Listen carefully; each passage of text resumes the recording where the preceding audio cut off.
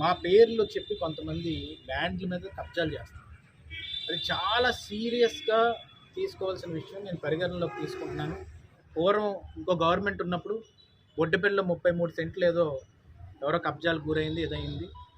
ఆ land register చేసుకోవడానికి అని చెప్పి ఫ్రాడ్ సంతకాలు చేసేసి, ఆ ఫ్రాడ్ సంతకాలు చేసిన తర్వాత ఎంఆర్ఓ గారికి తెలిసిన తర్వాత ఎంఆర్ఓ గారు చాలా రెస్పాన్సిబిలిటీతో, నేను అప్రిషియేట్ చేస్తాను ఎంఆర్ఓ గారిని, చాలా రెస్పాన్సిబిలిటీతో ఇమీడియట్గా, ఎందుకంటే ఆయన మా కుటుంబం గురించి తెలుసు కాబట్టి ఇది కంపల్సరీగా వాళ్ళ సపోర్ట్తో జరిగి ఉండదు, వీడేదో తప్పు చేస్తున్నారని చెప్పి ఆ ఫ్రాడ్లెంట్ యాక్టివిటీ చేసి ఫ్యాబ్రికేటెడ్ డాక్యుమెంట్స్ సృష్టించిన పేపర్స్ తోటి సీఏ గారు కంప్లైంట్ ఇచ్చిన సీఏ గారు ఇమ్మీడియట్గా దాని మీద దృష్టి పెట్టారు.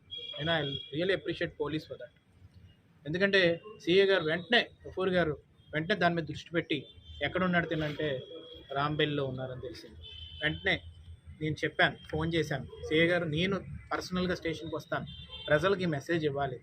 ఈ మెసేజ్ నేను మీడియా ద్వారా ఇస్తుంది ఏంటంటే, అది 1 సెంటా, 2 సెంట్ల, 33 సెంట్ల, 40 సెంట్ల కాదు. పూర్వం ఏం జరిగిందో నాకు తెలియదు.